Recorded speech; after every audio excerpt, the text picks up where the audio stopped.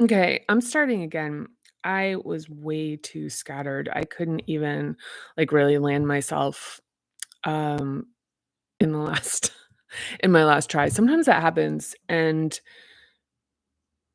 so yeah, I mean, so part of it was I just watched the like Miss Honeybee, the I Got Time, eat like I as in eyeball, got as in like got, and then time as in the herb THYME on YouTube, and it's, like, really, like it's just, like, one of the things one of the things to mention here is there's stuff right now that it's, like, I can't believe this just exists out in the world. It's, like it's so astonishing, and, when with people that, come to me, they're afraid of the world that they're living in, the people they're surrounded by, and there's this fear of leaving it because it feels like on the there's no knowledge of what exists on the other side of it, and very common, especially with this type like for with like transformative work, which is like the awareness of I'm actually going to have to become um like I think there's like sort of knowingnesses about the departure that's going to have to happen. And and I guess like my point on this is that it's like there is, there's just a like more perfect like frequency, vibration, alternate world, like whatever, whatever, whatever. I mean, one way to look at it is there's 8 billion lives taking place, 8 billion separate realities simultaneously happening right now. And the idea that the one that we occupy represents kind of like the place where we have to stay. It's like you can hop out and the thing is that you resonate like the resonance and the drawing in. Yes, there's a period of loneliness. It's important. The period of loneliness is important because you need to figure out who the fuck you are. If the thing is, it's like I just leave and it's like the same person that's been operating like this, it's like, look, it's boring. Like that person is like stuck in a lot of bullshit. And before you can actually like really start appealing to and attracting to and like having the kind of vibe that is of like the kind of your people, is like you have to be it too. The loneliness, I get it. I get it. I get it. But I'm speaking very matter of factly about this because the point of feeling afraid of what we leave behind is universal in this work, and but also incredibly important to realize that anything like holding on, and it's a process because it feels very real. Feels very real. But, yeah, anyway, but so I'm gonna read a little bit. I have to run in a few minutes because I wanna go get my special breakfast at Life Alive. They stopped serving breakfast at 11, so, I'm gonna make a run for it. But so this section here, cognitive biases organized by Hub,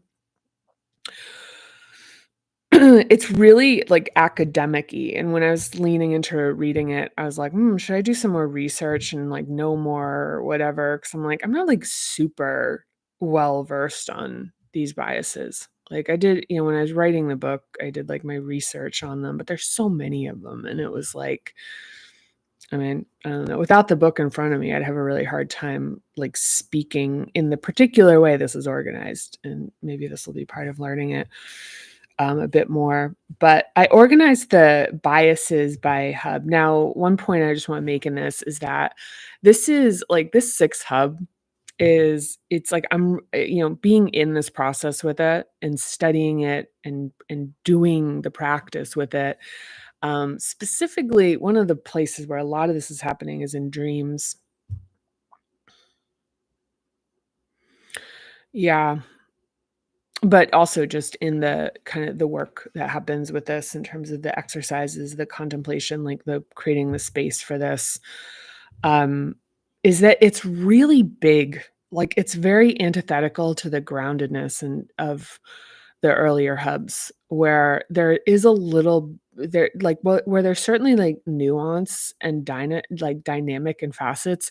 Like this is just has this kind of unwieldiness as far as just the massiveness and the kind of uncatchable. It's like the butterflyiness of this, where it's like it's like just takes up so it's like like, and to catch it would be like catching air. Even if you catch the butterfly, the amount of mass it occupies is like, not, is like almost nothing.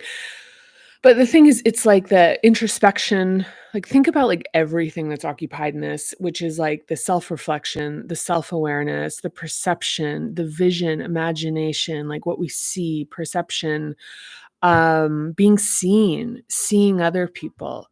It's just like, and I think that one of the things when, when thinking about this, like, reading this for the first time in context with the entire book is the thing about, like, really experiencing the difference of being in this where it's like, ooh, like, it has a more ephemeral nature to it than the other hubs, and feeling like being like, "Oh, did I capture it?" And realizing like, "Oh, you can't." It's like capturing a butterfly. This isn't capturable. This is sort of like you can sort of like watch the butterfly and sort of reflect on it and stuff, but the capturing of these notions is like for the poets and the like mystics and the artists. Like it only can be. It's like kind of, yeah. It's really like, I guess, magical. But anyway, so I'm going to read a little bit. So the organizing here. So this for this page, which I have 234. Um, we're gonna do the biases by hubs, and then, at the end of this section, and I'm gonna do this probably in, like, 2 or 3 parts. This is part 1. Talk a bit about critical thinking skills. Because okay, here we go. I have to be, like, aware of time here. But so the thing here is, it's like, okay, there are, I did this section on enemies, and it's like, okay, well, what are enemies? It's like everyone's good and at their heart and stuff. It's like, yeah. Yeah, but the thing is that the inside jobness of this, of being able to assess the aspects of ourselves, the kind of like these things that are hidden in our subconscious make us dangerous to ourselves and other people. Like, or like or harm causing, not even dangerous, just like harmful, without consciousness, and even like negligent or ignorant or whatever. These are, and the thing about, being like, well, what's the point? The whole world, everyone this, everyone that. It's like, well, like, most of what we're dealing with when we're dealing with people who are, so-called evil people is just like really like calcified adaptations. Like, and like where it gets really fucking crazy. Like, and it's not, and the idea that it's like, it's like, oh, how do we solve that? It's like solve our own, because it's like our light that we shine when we like clean off the barnacles, is like it's its own force. And the idea that we're responsible for the transformation of other people is like also like kind of an adaptation in a way. It's, but yeah. Yeah. So it's kind of, yeah. Okay. I'm going to read. read. So human thinking is fallible, and as a result, is particularly vulnerable to influences outside conscious control. We all struggle with biases, and we should be able to recognize a few of them in our own behavior. In this section, I organize biases into 5 primary categories that correspond with the first 5 hubs. 1 is risk and loss aversion. 2 is change and ambiguity. 3 is avoidance and self-centering. 4 is herd mentality. And 5 is information bias, accepting information when it's told as a story. So it's kind of cool, I think, to look at it this way. I think one of the things is this is like looking at like how, when we look at the tangle, which is the reflexes, and then the reflexes as they relate to beliefs that we hold, often almost predominantly subconsciously, and then there's a rationalization that we have that's conscious, but that just the evaluation of this and to see like, okay, here's some of the ways that adaptation and unconsciousness in hubs shows up. So these are just the first hub ones that are captured here in the book. Once again, this is page 234 if you're following along, and I'll do the next reading. I'll do the second hub biases, but this will be enough for today. So first hub, risk and loss aversion. So we needed to remain hyper vigilant for danger at one point in our evolutionary history. As a survival reflex, our memory for threats needed to be at least 5 times more pronounced than that for remembering positive, pleasant things. These reflexes are now maladaptive and benefit from conscious oversight so that we don't live our lives in fear. Yeah. I mean, this is like you see this like multiplier, like, and you see that on the flip side, which is like the positive to negative feedback, which is that you need to like overemphasize a negative with 5 positives. And also you see this, and because this shows up in like all disparate places, which is that the survival reflex was, and this is mentioned earlier, is that remembering bad things was more important than remembering good things because bad things could kill you. Now it's not really, it's not the case for how we live our lives in general, as a rule. Okay, so negativity bias comes into play when we irrationally value the potential for a negative outcome as more important than a positive one. It reflects a deep aversion to losing. We like to win, but we hate to lose even more. So being more activated by the thought of losing than by the thought of gaining is likely to lead to protective actions being prioritized over attempts to make gains. Winning is intellectually more appealing, but reflexively less activating. Yeah, winning is intellectually more appealing, but reflexively less activating. And that's actually a really good juxtaposition of the cognition versus reflex, and like first hub versus this kind of, these aspects, which is the even in triune brain, which is prefrontal cortex versus like the unconscious below subconscious reflexes that we have that support our survival, and the fact that the strength of those relative to the intellectual notion of like achieving something over the relative threat of change, which can signal risk and danger to the unconscious. So pessimism bias is related to, but different from negativity bias. It's the tendency to overestimate the likelihood of negative events while underestimating the probability of positive events. I think one of the things with this is considering also, like, even just in this scheme of things, like in a typical day, like, for it's like the amount of bad things that happen are just very like they're relatively low but very high voltage, so they carry longer. But if viewed from like without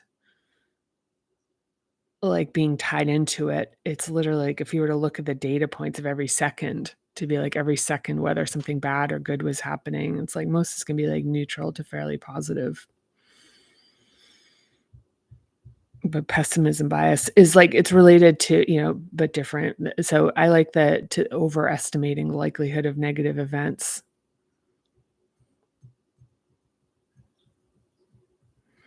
Underestimating the probability of positive events. Okay, so sunk cost fallacy bias. I like this one.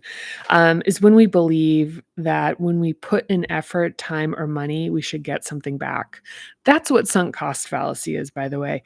It's believing that putting in effort, time, and money is like there's like like is commensurate, like that there's just some kind of like scale of justice, um, or or even a transaction that exists in the way that we perceive it at the time.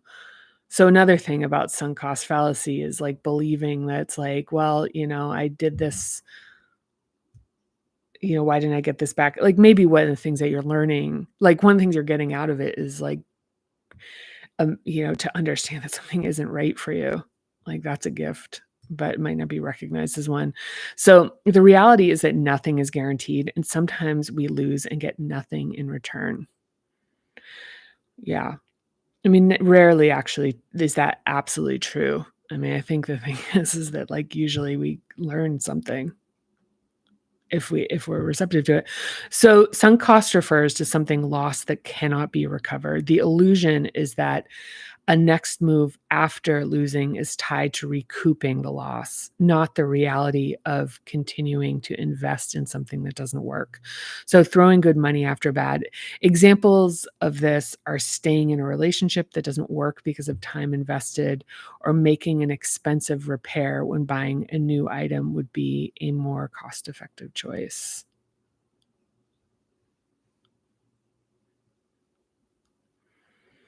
It's kind of like gambling and you try and like win your money back if you're down. Okay, anchoring bias is the sense that we're getting a deal when a merchant leads with an original price before presenting a reduced price, determining the deal by its price relative to other offers. So the suggested retail price is rarely paid, but leads many of us to feel triumphant when we compare it to the so called reduced price.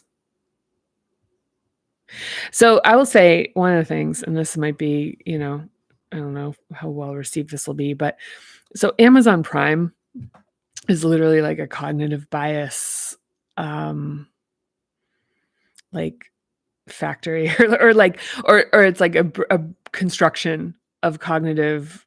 Amazon is if like because one of the things about Amazon Prime is that I mean this is like certainly not my idea. This has been like studied or noted or whatever, is that by spending $150 or whatever it is, the idea now for free shipping is the idea now is that it's like you have to get your money back. So it's enough of a commitment that feels like so it pulls you in with the thing where it's like, okay, I get this thing that's gonna be I get like, like the channel, music, maybe some books, and so it's kinda like, okay, you can't really put a price on that, but I'm sure I'm gonna get my money back, and then the thing is like, well, I've got this free shipping thing, and the thing that that does is that makes people not look on other sites and comparison shop, and then the anchoring bias, the thing about anchoring bias is saying, this is, a $20 thing, but you're gonna get it for $11 and that feeling really good to be like, I'm getting a deal when it's actually, it's actually just $11 item. And sometimes it's like, okay. But anyway, mm, just a thought. Because one of the other things, as somebody who's doesn't use Amazon Prime, is that you can get free shipping like if you just order like 25 bucks of stuff. It's like so it just means like you can't do the thing if you just want to buy like a bottle of Windex that you can't get that shipped, 2-day shipping or whatever for free. But also one of the things I'll say is somebody without Amazon Prime is that they'll tell you that the shipping's going to take longer and like try to like encourage you to do Prime to get it, for free. They even have things where you can do it monthly now. And And the date they'll give you, it like almost always comes sooner. Anyway, it's just to point out. It's like, and I remember when I was writing this, it was something I was like thinking about. Not super important. It's not something I spend a lot of time thinking about. But anyway, that's it for me for now. It's really interesting. I really want to point back to um I just really want to point back to like I really encourage taking a peek at um I Got Time, Miss Honeybee, um, YouTube, TikTok, everywhere. Really extraordinary, really magical. And I think it's kind of why I'm a little bit like scattered right now, is I just like kind of took in it's like I kind of can't believe it. I'm just like, how is just this thing? How is this phenomenon that's just existing sort of in every day? Like, just can like turn on your phone and like what? Like, it's just wild to me. It's extraordinary and wonderful. So anyway, that's it for today. I'm gonna give myself like probably a B minus on this one. I'm feeling, yeah, I don't know. It's not my best work. See, we'll try again tomorrow. But anyway, I'm so grateful for you. Thank you so much for watching this. If you made it all the way through, all comments I respond to. I really appreciate any interaction, likes. If you want to reach out to me, you don't have my contact information because you don't know me in your regular life, you can direct message me on Instagram at the Parinoma Method, and I will generally get back to you at some point. So anyway, thank you, and I will talk to you soon. Bye for now.